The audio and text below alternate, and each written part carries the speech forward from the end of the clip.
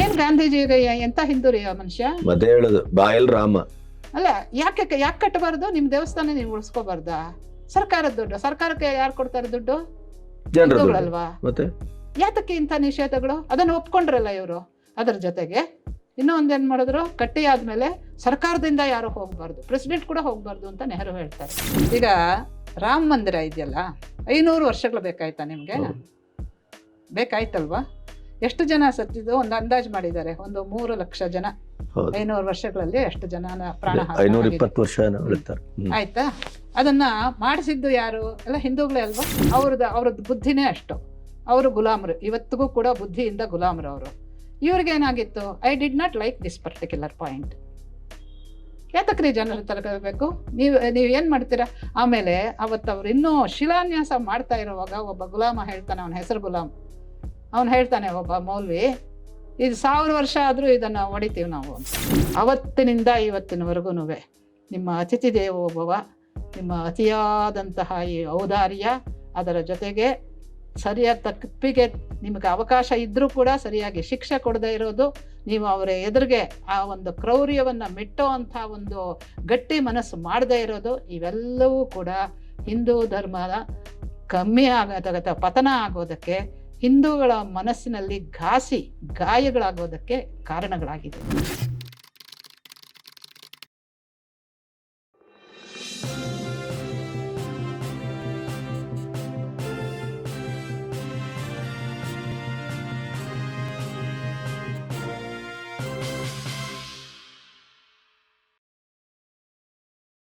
ಈಗ ರಾಮ ಮಂದಿರ ಇದೆಯಲ್ಲ, 500 ವರ್ಷಗಳು ಬೇಕಾಯ್ತಾ ನಿಮ್ಗೆ? ಬೇಕಾಯ್ತಲ್ವಾ? ಎಷ್ಟು ಜನ ಸತ್ತಿದ್ದು ಒಂದು ಅಂದಾಜು ಮಾಡಿದ್ದಾರೆ, ಒಂದು 3 ಲಕ್ಷ ಜನ. 500 ವರ್ಷಗಳಲ್ಲಿ ಎಷ್ಟು ಜನ ಪ್ರಾಣ 520 ವರ್ಷ ಆಯ್ತಾ? ಅದನ್ನ ಮಾಡಿಸಿದ್ದು ಯಾರು? ಎಲ್ಲ ಹಿಂದೂಗಳೇ ಅಲ್ವಾ? ಕೊನೆಗೆ ಇವಾಗ ಇದಾನಲ್ಲ, ಕೂತಾಡ್ತಾ ಇರ್ತಾನಲ್ಲ ಉತ್ತರ ಪ್ರದೇಶದಲ್ಲಿ, ಅವರಪ್ಪ ತಾನೇ ಗೋಲಿಬಾರ್ ಮಾಡಿಸಿದ್ದು, ಇದು ಮಾಡಿಸಿದ್ದು. ಅದಾಯ್ತು, ಎಲ್ಲ ಆಯ್ತು. 24 ಜನರ ಅಡ್ವೊಕೇಟ್ ಒಂದು ಇದು ಪ್ಯಾನಲ್ಲೇ ಮಾಡಿಬಿಟ್ಟಿದ್ರು, ಏನು ಇದನ್ನು ಮಾಡಿಸೋದಕ್ಕೆ, ವಿರೋಧ ಮಾಡೋದಕ್ಕೆ. ಮಾಡಿದ್ದು ಯಾರು? ಕಾಂಗ್ರೆಸ್ ಗೌರ್ಮೆಂಟ್. ಆಯ್ತು, ಅದೂ ಆಯ್ತು. ಇಷ್ಟು ವರ್ಷ ಆಗಿ ನೀವು ದೇವಸ್ಥಾನ ಕಟ್ಟೋದು ಅಂತಾದ್ರೆ ಅದಕ್ಕೆ ಖರ್ಚು ಯಾರ್ದು? ಜನರು ಖರ್ಚೆ ಮಾಡೋದಲ್ಲ. ಅಂದ್ರೆ ನೀವು ಏನಾದರೂ ಮಾಡಿ ನಮ್ಮ ತಲೆ, ಅದರ ಎಲ್ಲ ಇದನ್ನು ನಮ್ಮ ತಲೆ ಮೇಲೆ ನಾವು ಹೊತ್ಕೋಬೇಕು, ಹೊಣೆಗಾರಿಕೆ ನಮ್ಮದು. ಅದೇ ಅವರು ಮಸೀದಿ ಚರ್ಚ್ ಕಟ್ಲಿಕ್ಕೆ ನಮ್ಮ ಉಂಡಿ ಹಣ ಹೋಗ್ತದೆ. ಇದು ಯಾತಕ್ಕೆ? ನಾನು ಕಾಂಗ್ರೆಸ್ ಗೌರ್ಮೆಂಟ್ ಮಾಡಿದ್ದು ಸರಿ, ಅವ್ರದ್ದು ಬುದ್ಧಿನೇ ಅಷ್ಟು. ಅವರು ಗುಲಾಮರು, ಇವತ್ತಿಗೂ ಕೂಡ ಬುದ್ಧಿಯಿಂದ ಗುಲಾಮರು ಅವರು. ಇವ್ರಿಗೇನಾಗಿತ್ತು? I did not like this particular point. ಯಾತಕ್ರಿ ಜನರ ತಲುಪಬೇಕು? ನೀವು ಏನು ಮಾಡ್ತೀರಾ? ಆಮೇಲೆ ಅವತ್ತವ್ರು ಇನ್ನೂ ಶಿಲಾನ್ಯಾಸ ಮಾಡ್ತಾ ಇರುವಾಗ ಒಬ್ಬ ಗುಲಾಮ ಹೇಳ್ತಾನೆ, ಅವನ ಹೆಸರು ಗುಲಾಮ್, ಅವನು ಹೇಳ್ತಾನೆ, ಒಬ್ಬ ಮೌಲ್ವಿ, ಇದು 1000 ವರ್ಷ ಆದರೂ ಇದನ್ನು ಹೊಡಿತೀವಿ ನಾವು ಅಂತಾನೆ. ಅವನಿಗೇನ್ ಮಾಡಿದ್ರು ಇವರು? ಅಂದ್ರೆ ಹಿಂದೂಗಳ ಈ ಒಂದು ಮೆದು ಸ್ವಭಾವ ಇದೆಯಲ್ಲ, ಮೆದು ಒಡೆಗಳಾಗಿ ಕೂತಿದೀವಲ್ಲ, ಇದು ಇವತ್ತಿಗೂ ಇದಾಗಿಲ್ಲ. ಸೋಮನಾಥವನ್ನ ತಿರುಗಿ ಕಟ್ಟಬೇಕು ಅಂತ ಹೇಳಿದಾಗ ಇವರು ಪಟೇಲ್ರು, ಗಾಂಧೀಜಿ ಏನು ಹೇಳಿದ್ರು? ಸರ್ಕಾರದ ದುಡ್ಡಿಂದ ಕಟ್ಟಬಾರ್ದು. ಯಾಕೆ? ಏನ್ ಗಾಂಧೀಜಿಗೆ ಎಂತ ಹಿಂದೂ ರೀ ಆ ಮನುಷ್ಯ? ಮತ್ತೆ ಹೇಳುದು ಬಾಯಲ್ ರಾಮ. ಅಲ್ಲ, ಯಾಕೆ ಕಟ್ಟಬಾರ್ದು? ನಿಮ್ ದೇವಸ್ಥಾನ ನೀವು ಉಳಿಸ್ಕೋಬಾರ್ದಾ? ಸರ್ಕಾರದ ದುಡ್ಡು, ಸರ್ಕಾರಕ್ಕೆ ಯಾರು ಕೊಡ್ತಾರೆ ದುಡ್ಡು? ಹಿಂದೂಗಳಲ್ವಾ? ಮತ್ತೆ ಯಾತಕ್ಕೆ ಇಂಥ ನಿಷೇಧಗಳು? ಅದನ್ನು ಒಪ್ಕೊಂಡ್ರಲ್ಲ ಇವರು. ಅದರ ಜೊತೆಗೆ ಇನ್ನೂ ಒಂದೇನ್ ಮಾಡಿದ್ರು, ಕಟ್ಟಿ ಆದ್ಮೇಲೆ ಸರ್ಕಾರದಿಂದ ಯಾರು ಹೋಗ್ಬಾರ್ದು, ಪ್ರೆಸಿಡೆಂಟ್ ಕೂಡ ಹೋಗ್ಬಾರ್ದು ಅಂತ ನೆಹರು ಹೇಳ್ತಾರೆ.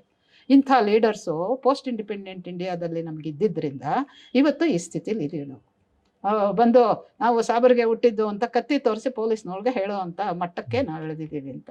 ಅಂದರೆ ಒಂದು ಚೆನ್ನಾಗಿ ಸ್ಪಷ್ಟ ಆಯಿತು, ಅವತ್ತಿನಿಂದ ಇವತ್ತಿನವರೆಗೂ ನಿಮ್ಮ ಅತಿಥಿ ದೇವೋಭವ, ನಿಮ್ಮ ಅತಿಯಾದಂತಹ ಈ ಔದಾರ್ಯ, ಅದರ ಜೊತೆಗೆ ಸರಿಯಾದ ತಪ್ಪಿಗೆ ನಿಮಗೆ ಅವಕಾಶ ಇದ್ದರೂ ಕೂಡ ಸರಿಯಾಗಿ ಶಿಕ್ಷೆ ಕೊಡದೇ ಇರೋದು, ನೀವು ಅವರ ಎದುರಿಗೆ ಆ ಒಂದು ಕ್ರೌರ್ಯವನ್ನು ಮೆಟ್ಟೋ ಅಂಥ ಒಂದು ಗಟ್ಟಿ ಮನಸ್ಸು ಮಾಡದೇ ಇರೋದು, ಇವೆಲ್ಲವೂ ಕೂಡ ಹಿಂದೂ ಧರ್ಮದ ಕಮ್ಮಿ ಆಗೋದಕ್ಕೆ, ಪತನ ಆಗೋದಕ್ಕೆ, ಹಿಂದೂಗಳ ಮನಸ್ಸಿನಲ್ಲಿ ಗಾಯಗಳಾಗೋದಕ್ಕೆ ಕಾರಣಗಳಾಗಿದೆ.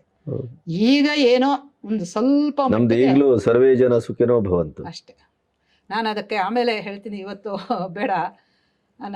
ಒಂದು ಉದಾಹರಣೆಯನ್ನು ಕೊಟ್ಟು ಹೇಳ್ತೀನಿ. ಅದನ್ನು ಹೇಳೇ ಬಿಡ್ತೀನಿ ಇವಾಗ.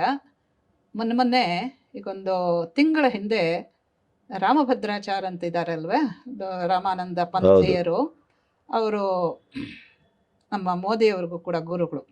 ಅವರನ್ನು ಕೂರಿಸ್ಕೊಂಡು ಇವರು ಒಂದು ಚರ್ಚೆ ಮಾಡ್ತಾಯಿದ್ರು. ಒಂದು 10-15 ಜನ ಇವರನ್ನು, ಯಾರನ್ನ, ಈ ಜರ್ನಲಿಸ್ಟ್ಗಳು, ಬೇರೆ ಬೇರೆ ಕ್ವಶನ್ ಮಾಡೋರು, ಸೋಷಿಯಲ್ ಲೀಡರ್ಸು, ಮಣ್ಣು ಮಸಿ ಅಂತೆಲ್ಲನೂ ಕೂರಿಸ್ಕೊಂಡು ಅವರಿಗೆಲ್ಲ ಪ್ರಶ್ನೆಗಳು ಕೇಳೋದು, ಅವರು ಅದಕ್ಕೆ ಉತ್ತರ ಹೇಳೋದು. ಅವರು ಅಂಧರು ಆದರೂ ಕೂಡ ಮಹಾಜ್ಞಾನಿಗಳು, ಮಹಾ ವಿದ್ವಾಂಸರು. ಎಲ್ಲವನ್ನು ಇಡೀ ಏನೇನು ಗ್ರಂಥಗಳಿದೆ ಅವೆಲ್ಲ ಅವರ ನಾಲಿಗೆಯಲ್ಲೇ ನಲಿಯುತ್ತೆ. ಸರಸ್ವತಿಯ ಆವಾಹನೆ ಆಗಿದೆ ಅವರ ಜಿಹ್ವೆಯಲ್ಲಿ ಅಂತ ಹೇಳಬಹುದು. ಅಷ್ಟರ ಮಟ್ಟಿಗೆ ತುಳಸಿ ರಾಮಾಯಣ ಎಲ್ಲ ಕಂಠಸ್ಥವಾಗಿದೆ. ಯಾವ ಸಂದರ್ಭಕ್ಕೆ ಏನು ಹೇಳಬೇಕು ಹಾಗಾಗಿ ಎದ್ದು ಹೇಳ್ತಾರೆ. ಇವರಿಗೆಲ್ಲ ಏನೂ ಓದೇ ಇರೋದಿಲ್ಲ.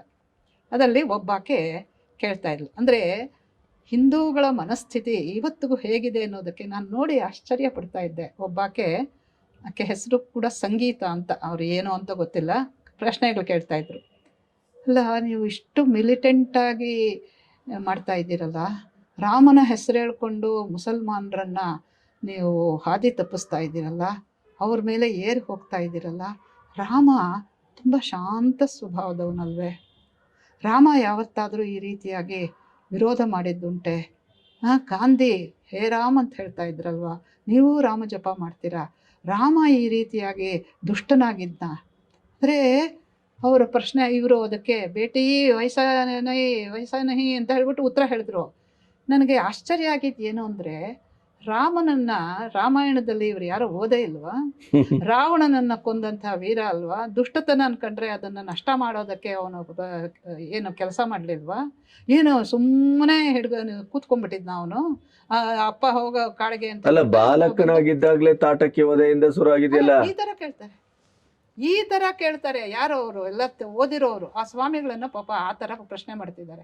ಅಂದರೆ ಹಿಂದೂಗಳಲ್ಲಿ ಒಂದಿಷ್ಟು ಅರಿವೇ ಬಂದಿಲ್ಲ ಗಣಪತಿಯವರೇ. ನಿಜ ಹೇಳಬೇಕು ಅಂದರೆ, ಓದಿದ್ದಾರೆ, ಏನೋ ಡಿಗ್ರಿಗಳು ಹಾಕ್ಕೊಂಡಿದ್ದಾರೆ, ಸಂಪಾದನೆ ಮಾಡ್ತಾರೆ, ದೊಡ್ಡ ದೊಡ್ಡ ಮನೆಗಳು ಕಟ್ಕೊಂಡಿದ್ದಾರೆ, ಫಾರಿನ್ಗೆಲ್ಲ ಅದು ತಮ್ಮ ಮಕ್ಕಳು ನಮ್ಮ ಹೋಗ್ತಾ ಇದ್ದಾರೆ. ನಮ್ಮ ಹಿರಿಯರದು ತಪ್ಪು, ನಮ್ಮ ಮಠಮಾನ್ಯಗಳ ತಪ್ಪು. ಈಗ ನಮ್ಮದೇ ತಗೊಳ್ಳಿ, ಕರ್ನಾಟಕದಲ್ಲೇ ತಗೊಳ್ಳಿ, ಈಗ ಯಾವ ಯಾವ ರೀತಿಯಲ್ಲಿ ನಮ್ಮ ಮೇಲೆ ದಾಳಿ ಆಗ್ತಾ ಇದೆ. ಆದರೂ ನಾವು ಒಕ್ಕಲಿಗ ಸ್ವಾಮಿಗಳದ್ದು ಒಂದು ಕತೆ, ಲಿಂಗಾಯತ ಸ್ವಾಮಿಗಳದ್ದು ಒಂದು ಕತೆ, ಅಷ್ಟಮಠಗಳದ್ದು ಒಂದು ಕತೆ, ಶೃಂಗೇರಿ ಮಠದೊಂದು, ಅದರ ಮಧ್ಯದಲ್ಲಿ ರಾಮಚಂದ್ರಾಪುರದ ಮಠ, ಇನ್ನೊಂದು ಏನು ಮಾಡಲ್ಲ. ಇವರು ಎಲ್ಲಾದ್ರೂ ಒಂದಾಗ್ತಾ ಇದ್ದಾರಾ? ಅಥವಾ ಬೇಡ, ಹಿಂದೂ ಸಮಾಜದ ಮುಂದಿನ ತಲೆಮಾರಿಗೆ ನಮ್ಮ ಚರಿತ್ರೆಯ, ನಮ್ಮ ಸನಾತನ ಧರ್ಮದ ಏನಾದರೂ ಪರಿಪಾಠವನ್ನ, ಪಾಠವನ್ನ, ಪ್ರಜ್ಞೆಯನ್ನ ಇವರು ಹುಟ್ಟಿಸುವ, ಬೆಳೆಸುವ ಕೆಲಸ ಏನಾದ್ರು ಮಾಡ್ತಾ ಇದ್ದಾರಾ ಸಾಮೂಹಿಕವಾಗಿ? ಹೇಳಿ. ಸಾಮೂಹಿಕವಾಗಿ ಮಾಡ್ತಾ ಇಲ್ಲ, ಅವ್ರವ್ರ ಮಟ್ಟಿಗೆ ಅವ್ರು ಏನೋ ಮಾಡ್ಕೊ. ಅಲ್ಲ, ಸಾಮೂಹಿಕವಾಗಿ ಆಗ್ಬೇಕಿದು, ಸಾಮೂಹಿಕವಾಗಿ ಆಗ್ಬೇಕು. ಮತ್ತೆ ಅಲ್ಲ, ನಮ್ದೆಲ್ಲಾನು ಈಗ ಸಂಗೀತ ಅನ್ನುವ ಹುಡುಗಿ ಆತರ ಪ್ರಶ್ನೆ ಕೇಳ್ತಾನೆ ಅಂತ ಆದ್ರೆ ಮಧ್ಯ ವಯಸ್ಸಿನ ಇರ್ಬೋದು. ಒಂದು ಹಿಂದೂ ಧರ್ಮದಲ್ಲೇ ಬಂದಂತ ಒಬ್ಬ ಹೆಣ್ಮಗಳು, ಒಂದು ಗೃಹಿಣಿಯ, ಒಂದು ವಯಸ್ಕಳು ಆತರ ಕೇಳ್ತಾಳೆ ಅಂತ ಆದ್ರೆ ಅವಳ ಸಂಸ್ಕಾರ ಏನು, ಅವರ ಅಂಡರ್ಸ್ಟ್ಯಾಂಡಿಂಗ್ ಏನು, ಅವಳ ತಿಳುವಳಿಕೆ ಏನು? ನೋಡಿ, ಅಲ್ಲಿ ಒಂದು ಪದ್ಯ ಇದೆ, ರಾಮನದು ಸಾವಿರಾರು ಸ್ತೋತ್ರಗಳಿದೆ. ಅದರಲ್ಲಿ ಒಂದು ಪದ್ಯನ ನಾನು ಅನ್ಕೊಳ್ತೀನಿ, ಇದನ್ನ ಹೇಳಬೇಕು ರಾಮನನ್ನು ಹೇಳುವಾಗ. ಆರ್ತಾನಾಂ ಆರ್ತಿಹಂತಾರಂ ಭೀತಾನಾಂ ಭಯನಾಶನಂ ದ್ವಿಷತಾಂ ಕಾಲದಂಡಂ ತಂ ರಾಮಚಂದ್ರಂ ನಮಾಮ್ಯಹಂ ಅಂತ ನಾವು ಹೇಳ್ತೀವಲ್ಲ. ರಾಮಾಯ ರಾಮಭದ್ರಾಯ, ಇದೆಲ್ಲ ಶ್ಲೋಕಗಳು ತುಂಬ ಚೆನ್ನಾಗಿರೋದಿದೆ, ರಾಮನ ವ್ಯಕ್ತಿತ್ವವನ್ನು ವರ್ಣಿಸುವಂಥದ್ದು. ಇದು ರಾಮನ ಆ ಉಗ್ರ ಸ್ವರೂಪವನ್ನು, ಈ ಅವತಾರಗಳ ಆಗಿರೋದೇ ಶಿಷ್ಟ ರಕ್ಷಣೆಗೆ, ದುಷ್ಟ ಶಿಕ್ಷಕ್ಕೆ. ಹೌದು. ಅದನ್ನ ಬಿಟ್ಟು ಇವರು ಈ ತರ ಕೇಳ್ತಾರಲ್ಲ. ರಾವಣನಂತ ಮಹಾಪರಾಕ್ರಮಿಯನ್ನ ಎದುರಿಸಿದಂತಹ ವೀರ ಅಲ್ವಾ ಅವನು ಏನು ಸುಮ್ಮನೆ ಬಾಯಿ ಮುಚ್ಕೊಂಡು ಹೇಳ್ತಾ. ಈ ಪದ್ಯ ಕೇಳ್ಬಿಡಿ, ಇದನ್ನ ಕೇಳಿದ ಮೇಲೆ ಯಾರಾದ್ರೂ ಈ ತರ ಕೇಳೋದಕ್ಕೆ ಸಾಧ್ಯವ ಪ್ರಶ್ನೆ ರಾಮನ ಮೇಲೆ ಅಂತ. ಆರ್ತಾನಾಂ ಆರ್ತಿಹಂತಾರಂ ಅಂದ್ರೆ ದೀನರಿಗೆ ಅವರ ದೈನ್ಯವನ್ನ ಹೋಗಲಾಡಿಸುವಂತ ಆರ್ತರಿಗೆ. ಆರ್ತರು. ಆರ್ತಾನಾಂ ಆರ್ತಿಹಂತಾರಂ ಭೀತಾನಾಂ ಭಯನಾಶನಂ, ಭಯಗೊಂಡವರಿಗೆ ಆ ಭಯವನ್ನ ನಿವಾರಣೆ ಮಾಡುವಂಥವನು.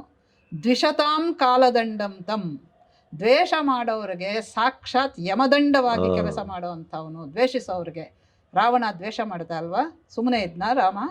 ದ್ವೇಷ ಮಾಡದೆ ಅವನ ಮರಣಾಂತಾನಿ ವೈರಾಣಿ ಅಂತ. ಆಮೇಲೆ ಅವನು ಸತ್ತ ಮೇಲೆ ಅವನಿಗೆ ಸರಿಯಾದಂತಹ ರೀತಿಯಲ್ಲಿ ಶವ ಸಂಸ್ಕಾರ ಆಗಬೇಕು ಅಂತ ವಿಭೀಷಣನಿಗೆ ಉಪದೇಶ ಮಾಡ್ದ.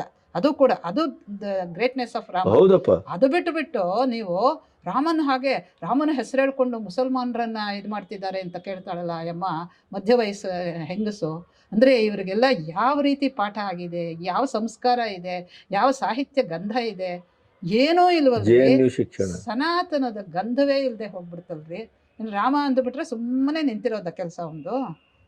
ಜೈ ಶ್ರೀರಾಮ್ ಅಂತ ಹೇಳ್ಬಿಟ್ರೆ ಇವ್ರಿಗೆ ಏನೋ ಎಲ್ಲೆಲ್ಲೋ ಮೆಣಸಿನ್ಕಾಯಿ ಕಿವಿಚ್ದಂಗೆ ಆಗ್ಬಿಡುತ್ತೆ ಅಂತ ಈ ಥರ ಎಲ್ಲ ಮಾತಾಡ್ತಾರೆ. ಇದು ಇವತ್ತಿಗೂ ಹೋಗಿಲ್ಲ. ಈ ಸಾವರ್ಕರ್ ಯಾವಾಗ ಏನು ಹೇಳ್ತಾರೆ ಹಿಂದಿನ ಕಾಲದಲ್ಲಿ ಜನ ಹೀಗೆ ಆಯಿತು ಅಂತ, ಅದೇ ಅವಗುಣಗಳೇ ಇವತ್ತಿಗೂ ಮುಂದುವರಿತಾ ಇದೆ ಅನ್ನೋದು ಬಹಳ ಬೇಸರವಾಗುವಂಥ ಸಂಗತಿ. ಇವತ್ತು ಇಷ್ಟು ಇನ್ಫಾರ್ಮೇಷನ್ ಬಂತು, ಇಷ್ಟು ವಿಚಾರಗಳು ಹೊರಗೆ ಬಂದಿದೆ. ರಾಮಾಯಣಕ್ಕೆ ಸಾವಿರಾರು ಇದೆ. ಎಲ್ಲದಕ್ಕೂ ಮೂಲ ವಾಲ್ಮೀಕಿ ರಾಮಾಯಣ. ಅದನ್ನು ಓದಿ, ರಾಮನ ಪಾತ್ರ ಅಲ್ಲಿ ನೋಡಿ, ರಾವಣನ ಪಾತ್ರ ಅಲ್ಲಿ ನೋಡಿ, ಅದನ್ನು ನೋಡಿಬಿಟ್ಟು ಹೇಳಿದೆ. ಏನೂ ಗೊತ್ತಿಲ್ಲದೆ ನೀವು ರಾಮ ಅಂದ್ಬಿಟ್ರೆ ಸುಮ್ಮನೆ ಎದ್ಬಿಡ್ಬೇಕು. ಅವರು ಯಾರು ಬಂದು ನಿಮ್ಮ ತಲೆ ಮೇಲೆ ಕೂಡ ಪ್ರಸಾದ ಅಂತ ಸ್ವೀಕರಿಸಬೇಕು. ಇವತ್ತು ಪ್ರಶ್ನೆ ಕೇಳೋರು ಜಾಸ್ತಿ ಆಗಿದ್ದಾರೆ. ಪ್ರಶ್ನೆಗಾಗಿ ಪ್ರಶ್ನೆ, ಅದರ ಉತ್ತರವನ್ನ ನಾವೇ ಕಂಡುಕೊಳ್ಬೇಕು ಅಂತಿಲ್ಲ. ಮೀಡಿಯಾದಲ್ಲಿ ಅದೊಂದು ಬಿಟ್ಟಿದೆಪ್ಪ. ಅಲ್ಲ, ಉತ್ತರ ಕಂಡಿಡ್ಕೊಳ್ಳೋದಿರ್ಲಿ, ಅಧ್ಯಯನ ಮಾಡಿ ಕೇಳ್ರಿ. ನೀವು ರಾಮಾಯಣದ ಬಗ್ಗೆ ಕೇಳಬೇಕಾದ್ರೆ ರಾಮನ ಪಾತ್ರ ಪೂರ್ತಿ ಓದಿ. ಹೌದು ಹೌದು. ಎಂಥ ಯುದ್ಧ ರೀ ಅದು. ದೇವಾನ ದೇವತೆಗಳೆಲ್ಲ ನೋಡಿ ಅಚ್ಚರಿಯಿಂದ ಹಂಗೆ ಮುಗ್ಧರಾಗ್ಬಿಡ್ತಾರೆ. ಹಬ್ಬ ಏನು ಯುದ್ಧ ಇದು ಅಂತ. ಸಾಗರೋಪಮಃ ಅಂತ, ಗಗನಾಕಾರಂ.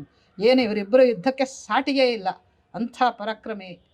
ಅವನು ಎಂಥ ಪರಾಕ್ರಮಿ ಆಗಿದ್ದಿರಬೇಕು ಇವನನ್ನು ಎದುರಿಸ್ಬೇಕಾದ್ರೆ. ಹೀಗೆ ನಾಯಕ ಪ್ರತಿನಾಯಕರ ಒಂದು ಇದು ಪರ್ಸನಾಲಿಟಿ ಇದೆಯಲ್ಲ, ವ್ಯಕ್ತಿತ್ವ, ಅದನ್ನು ಎಷ್ಟು ಅಮೋಘವಾದಂಥ ರೀತಿಯಲ್ಲಿ ಚಿತ್ರಿಸಿದ್ದಾರೆ ವಾಲ್ಮೀಕಿಗಳು. ಏನೂ ಗೊತ್ತಿಲ್ಲದೆ ಇವರು ಯಾರೋ ಹೇಳ್ತಾರಲ್ಲ, ಸುಮ್ಮನೆ ರಾಮ ಹಿಂಗೆ ನಿಂತಿರೋದು, ಸಮಪಾದದಲ್ಲಿ ಕೈಯನ್ನು ಹಿಂಗೆ ಹಿಡ್ಕೊಂಡು ವರದಾಭಯ ಹಸ್ತನಾಗಿ ನಿಂತ ಅಷ್ಟೇನಾ ರಾಮಾಯಣನೇ ಇದೆ ರೀ. 24,000 ಶ್ಲೋಕಗಳಲ್ಲಿ ರಾಮನ ವರ್ಣನೆ ಬಂದಿದೆ. ಅದನ್ನು ಆ ದೃಷ್ಟಿಯನ್ನು ಈ ಗ್ರಂಥ ಕೊಡುತ್ತೆ. ಅಂದರೆ ನಿಮಗೆ ಯಾರೋ ಏನೋ ಹೇಳ್ತಾರೆ ಅಂತ ಹೇಳ್ಬಿಟ್ಟು ಅಷ್ಟೇ ಅಲ್ಲ, ಇತಿಹಾಸಕಾರರು ತಪ್ಪು ಮಾಡಿದ್ದಾರೆ, ಸಮಾಜದ ಧುರೀಣರು ತಪ್ಪು ಮಾಡಿದ್ದಾರೆ. ಇವತ್ತು ಶಾಲಾ ಕಾಲೇಜುಗಳಲ್ಲೂ ಕೂಡ ಇದನ್ನೇ ಓದಿಸಿ ಸರಿಯಾದ್ದು ಗೊತ್ತೇ ಆಗದೆ ಇರೋ ಹಾಗೆ ಪಕ್ಕಕ್ಕೆ ತಳ್ಳಿದ್ದಾರೆ. ಇಷ್ಟೆಲ್ಲ ಆದರೆ ನಾವು ಉದ್ಧಾರ ಆಗೋದು ಆಗಪ್ಪ. ಅದಕ್ಕೋಸ್ಕರ ಈ ಪುಸ್ತಕ ಬರೆದಿದ್ದೀನಿ ಅಂತ ಬಹಳ ಅದ್ಭುತವಾದಂಥ ರೀತಿಯಲ್ಲಿ ಒಳನೋಟಗಳನ್ನು ಇಟ್ಟು ವಿಮರ್ಶಾಪೂರ್ವಕವಾಗಿ ಆಮೇಲೆ ಬರೆದಿರೋದಷ್ಟೇ ತುಂಬ ಸಂವೇದನಾಶೀಲವಾಗಿ. ಅವರಿಗೆ ಹಿಂದೂ ಅಂತ ಹೇಳಿದ್ರೆ ಅವರು ನೃಸಿಂಹಾವತಾರ ಶಿವಾಜಿಯನ್ನು ಕುರಿತು ಅವರು ಪದ್ಯಗಳನ್ನು ಬರೆದಿದ್ದಾರೆ. ಅದನ್ನು ಮುಂದೆ ನೋಡೋಣ. ಶಿವಾಜಿ ಬಂದ ಮೇಲೆ ಈ ಹಿಂದೂ ಸಮಾಜಕ್ಕೆ ಎಂಥ ಒಂದು ತಿರುವು ಸಿಕ್ತು. ಬಹುಶಃ ಆ ಕಾಲಕ್ಕೆ ಶಿವಾಜಿ ಬರದೇ ಇದ್ದಿದ್ರೆ ಏನಾಗ್ಬಿಡ್ತಾ ಇತ್ತು ಅಂತ. ಸಬ್ಕಾ ಹೋತಿ ಸುನ್ನತ್ ಅಂತ ಹಾಗಾಗ್ಬಿಡ್ತಾ ಇತ್ತು ಅಂತ. ತುಂಬ ಇವರೊಬ್ಬರೇ ಅಲ್ಲ, ಅವತ್ತಿನ ಕಾಲದ ಭೂಷಣ ಕವಿ ಅಂತ ಬುಂದೇಲದ ರಾಜ, ಅವನ ಆಸ್ಥಾನದಲ್ಲಿದ್ದವನು, ಅವನು ಹೇಳ್ತಾನೆ ಶಿವಾಜಿ ಬಗ್ಗೆ ಬೇಕಾದಷ್ಟು ಸಾಹಿತ್ಯ, ಆವಾಗಲೇ ಲಾವಣಿಗಳು, ದೊಡ್ಡ ದೊಡ್ಡ ಕಾವ್ಯಗಳು ಎಲ್ಲನೂ ಬಂದಿದೆ, ಅದರಲ್ಲೆಲ್ಲ ಬರೀತಾರೆ. ಅದನ್ನೆಲ್ಲ ಇಟ್ಕೊಂಡು ಇವರು ಇದು ಮಾಡೋದು. ಈಗ ಇದು ದೊಡ್ಡ ತಪ್ಪ? ಈ ರೀತಿಯಾಗಿ ನಿಮ್ಮ ಸಮಾಜ ಯಾವ್ಯಾವ ಹಂತಗಳನ್ನು ದಾಟಿತು, ಎಂತೆಂಥ ಅಗ್ನಿ ಪರೀಕ್ಷೆಗಳನ್ನು ಎದುರಿಸ್ತು, ಏನೇನು ಪಾಡುಪಟ್ಟಿತು, ಇದನ್ನೆಲ್ಲ ಸಮರ್ಥವಾಗಿ ಆಧಾರಪೂರ್ವಕವಾಗಿ ಪ್ರಮಾಣಬದ್ಧವಾಗಿ ಹೇಳೋದಿದೆಯಲ್ಲ, ಅದಕ್ಕೆ ಸಾವರ್ಕರ್ನ ಹೇಟ್ ಮಾಡಬೇಕು. ಇವತ್ತಿಗೂ ರಾಹು ಬಂದು ಮಹಾರಾಷ್ಟ್ರದಲ್ಲಿ ಸಾವರ್ಕರ್ ಬಗ್ಗೆ ಏನು ಅಧಿಕಾರ ಇದೆ ರೀ ಅವ್ರಿಗೆ? ಏನು ಅರ್ಹತೆ ಇದೆ ರೀ ಆ ಮನುಷ್ಯಂಗೆ? ಏನಾದರೂ ಓದಿದಾರ ಆ ಮನುಷ್ಯ? ಇದು ವಿಚಿತ್ರ. ಇಲ್ಲಿನವರು ಅದೇ ಪೆಟ್ಟಿಗೆ ಹಿಡಿತಾರೆ, ಪೆಟ್ಟಿಗೆ ಹಿಡಿತಾರೆ ಅವನು ಹೇಳಿದ್ದಕ್ಕೆ. ತುಂಬ ಇಲ್ಲಿ ಇತಿಹಾಸದ ಚರ್ಚೆ ಅನ್ನೋದಕ್ಕಿಂತ ಇತಿಹಾಸವನ್ನು ಹೇಗೆ ನೋಡಬೇಕು ಮತ್ತು ಅದರ ಉದ್ದೇಶ ಏನು ಅನ್ನೋದು ಬಹಳ ಮುಖ್ಯ. ಈಗ ಸಮಾಜಕ್ಕೆ ಪೂರಕವಾಗಿರ್ಬೇಕದು. ಆಮೇಲೆ ಡಿಫರೆನ್ಸಸ್, ಈಗ ಇಸ್ಲಾಂ ಜಗತ್ತಿನಲ್ಲೆಲ್ಲ ಓಡಾಡ್ತು, ಇಲ್ಲಿ ಅದರ ಪರಿಣಾಮ ಏನಾಯಿತು, ಬೇರೆ ಕಡೆ ಏನಾಯಿತು, ಅದನ್ನೆಲ್ಲ ಹೇಳೋಣ. ಹಾಗೆ ಅಂತ ಹೇಳಿಬಿಟ್ಟು ಬರೀ ಇಲ್ಲಿ ಮಾತ್ರ ದೊಡ್ಡದಾಗಿ ಉಳ್ಕೊಂಡ್ಬಿಟ್ಟಿರೋದಲ್ಲ. ಸ್ಪೇನ್ ಅಂಥ ಕಂಟ್ರಿಗಳಲ್ಲಿ ಅವರು ಕ್ರಿಶ್ಚಿಯನ್ ಇದ್ರಲ್ಲ, ಪೂರ್ತಿ ಇಸ್ಲಾಮೈಸ್ ಮಾಡಿಬಿಟ್ರು. ಅವರು ಗೆದ್ದುಕೊಂಡಾಗ ಇವರನ್ನು ಪೂರ್ತಿ ಮಟ್ಟ ಹಾಕಿದ್ರು. ಅದು ಆಗಲಿಲ್ಲ ನಮ್ಮ ದೇಶದಲ್ಲಿ ಅಂತ ಹೇಳ್ತಾರೆ ಇವರು. ಬೇರೆ ದೇಶಗಳಲ್ಲಿ ಅವ್ರಿಗೆ ಅವಕಾಶ ಸಿಕ್ಕಿದಾಗ ಅವರು ತಾವಾದರು. ಈ ದೇಶದಲ್ಲಿ ಅದಾಗ್ಲಿಲ್ಲ. ಹೌದು, ಇಲ್ಲಿ ಯಾಕಂದ್ರೆ ಅಲ್ಲಿ ನೆಹರು ಇರ್ಲಿಲ್ವಲ್ಲ. ನೀವು ಸ್ವಾತಂತ್ರ್ಯೋತ್ತರದ ಹೇಳಿ ಅಲ್ಲ ಸ್ವಾತಂತ್ರ್ಯ ಮೊದಲಿಂದೂ ಕೂಡ ಅಲ್ಲ ಸ್ವಾತಂತ್ರ್ಯ ಪೂರ್ವದ್ದೇ ಮನಸ್ಥಿತಿಯ ಬೀಜ ಇದೆ. ಅದು ಅದು ಹೌದು. ಹಾ ತುಂಬಾ ಜನ ರಾಜರಿಗೆ ಹಾ. ಅವಕಾಶ ಇತ್ತು. ಈಗ ಟಿಪ್ಪು ಕಾಲದಲ್ಲೇ ಇವರು ಬಂದಿದ್ರಲ್ಲ ಪೇಶ್ವೆಗಳೆಲ್ಲ, ಅವಾಗ ಬೇಕಾದಷ್ಟು ನಾನು ಇವನು ಮತಾಂತರ ಮಾಡಿದ್ನಲ್ಲ, ಯಾತಕ್ಕೆ ಪುನರ್ಮತಾಂತರ ಮಾಡಲಿಲ್ಲ, ಶುದ್ಧೀಕರಣ ಯಾಕೆ ಮಾಡಲಿಲ್ಲ ಅಂತ ಕೇಳ್ತಾರೆ. ತುಂಬ ದೊಡ್ಡ ತಪ್ಪು ಇವ್ರು ಮಾಡಿದ್ದು. ಮಹಾವೀರರಾಗಿರ್ಬೋದು, ಧರ್ಮವೀರರಲ್ಲ ಇವರು ಅಂತ ಅದಕ್ಕೆ ಕಾರಣನೂ ಕೊಡ್ತಾರೆ ಅವರು. ನಿನಗೆ ಇಷ್ಟವಿಲ್ಲದೆ ಇರುವಂಥದ್ದಕ್ಕೆ ಬಲವಂತವಾಗಿ ಮಾಡಿದ್ರೆ ನನ್ನ ಮನಸ್ಥಿತಿ ಏನಾಗಿದ್ದಿರಬೇಕು, ಅದನ್ನು ಯಾಕೆ ನೀವು ಅರ್ಥ ಮಾಡ್ಕೊಳ್ಳಿಲ್ಲ ಜನರದು. ರಾಜ ಅಂದರೆ ಆಳೋವನು ಅಂತ ಹೇಳಿದ್ರೆ ಜನರ ಮನಸ್ಥಿತಿನ ಅರ್ಥ ಮಾಡ್ಕೋಬೇಕು. ನನಗಿಷ್ಟನಾ ಅಲ್ಲಿ ಹೋಗೋಕ್ಕೆ? ನನ್ನ ಬಲವಂತವಾಗಿ ರಕ್ತ ಕಾರಿಸಿ ನೀವು ಎಳ್ಕೊಂಡು ಹೋಗಿರೋದಲ್ಲಿ ವಾಪಸ್ ಬರೋಕೆ ನಂಗೆ ಇಷ್ಟ ಇರೋಲ್ವಾ? ನೀವು ಮಾಡಲಿಲ್ಲ ಯಾಕೆ ಅಂತ ಮರಾಠರನ್ನು ಸರಿಯಾಗಿ ತಗೊಳ್ತಾರೆ ಲೆಕ್ಕಾಚಾರಕ್ಕೆ. ಆಕ್ಚುಲಿ ಶಿವಾಜಿಯು ಮಾಡ್ಬೋದಿತ್ತ ಕೆಲಸ, ಮಾಡಲಿಲ್ಲ. ಶಿವಾಜಿನೂ ಮಾಡಲಿಲ್ಲ ಅಂತ ಹೇಳ್ತಾರೆ. ಅವನು ಪರಾಕ್ರಮ ಮೆರೆದ, ತುಂಬ ದೊಡ್ಡ ಇದು ಮಾಡಿದ, ಏನು ಜಾಣತನದಿಂದ ಅವರ ಗರಿಲ್ಲಾ ವಾರ್ ಇದೆಯಲ್ಲ, it's something extraordinary, one of the greatest Kings. ಆದರೆ ಇದು ಮಾಡಲಿಲ್ಲ ಅಂತ ಅಂದರೆ ಧರ್ಮದ ನೆಲೆಯಲ್ಲಿ ಹಿಂದೂ ರಾಜರು ಎಲ್ಲರೂ ಸೋತರು ಅನ್ನೋದನ್ನು ಪ್ರತಿಪಾದನೆ ಮಾಡ್ತಾರೆ. ಇಷ್ಟಾಗಿ ಉಳ್ಕೊಂಡಿದೆ ಅಂದರೆ ಏನು ಕಾರಣ, ಅದರ ಮರ್ಮ ಏನು ಅಂತ ಅದನ್ನೆಲ್ಲ ತುಂಬ ಚೆನ್ನಾಗಿದೆ. ಒಂಥರ ಚಿಂತನೆ ಮಾಡೋರಿಗೆ ಸರಿಯಾದ ರೀತಿಯಲ್ಲಿ ಉತ್ತರಗಳು ಸಿಗುತ್ತೆ. ತುಂಬ ಪ್ರಶ್ನೆಗಳು ಬರುತ್ತೆ ನಮಗೆ, ಆ ಪ್ರಶ್ನೆಗಳಿಗೆಲ್ಲ ಎಲ್ಲೋ ಒಂದು ಕಡೆ ಸಮಾಧಾನ ಸಿಗುತ್ತೆ. Okay madam, thank you.